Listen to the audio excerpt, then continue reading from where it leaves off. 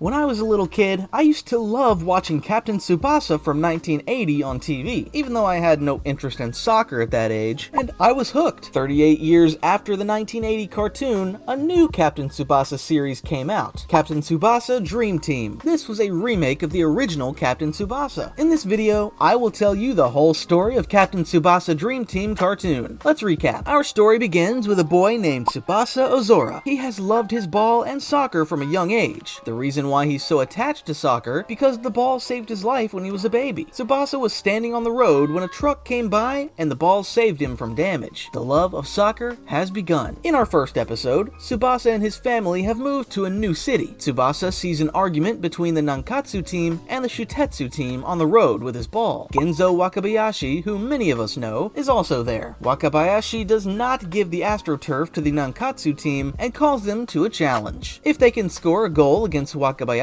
the field will be theirs, and they start shooting at Wakabayashi with a rugby ball, and he catches it. They throw a handball, and he saves it. They throw a tennis ball, and he saves it. They throw a rocket, and he saves it. Okay, that last one was a joke, but seriously, he saves every shot. Seeing this, Tsubasa is very surprised because he says he's never seen such a goalkeeper before. Then he meets Ishizaki, and they become friends. They go to the top of a mountain and throw the ball to Wakabayashi's house. The ball actually reaches Wakabayashi, but Wakabayashi's coach doesn't believe that anyone can throw it. Later, Tsubasa and Wakabayashi confront each other. Tsubasa says he threw it, but Wakabayashi doesn't believe him and shoots. But Tsubasa turns the shot into a pass and sends it back to Wakabayashi. This time, Tsubasa challenges Wakabayashi and tells him he can score. Tsubasa then strings up the entire Shutetsu team like Neymar and passes. At the end, he hits his head, but Wakabayashi manages to save it. At that moment, Roberto Hongo, the striker of the Brazilian national team, comes out and opens the middle, and this time Tsubasa's shot scores. Wakabayashi hits his head against the post, but Wakabayashi, frustrated at losing, challenges Tsubasa again and says he will accept defeat if he scores against him in a real match this time. After Tsubasa accepts this, Roberto comes over and meets Tsubasa. Roberto hits the post and scores a goal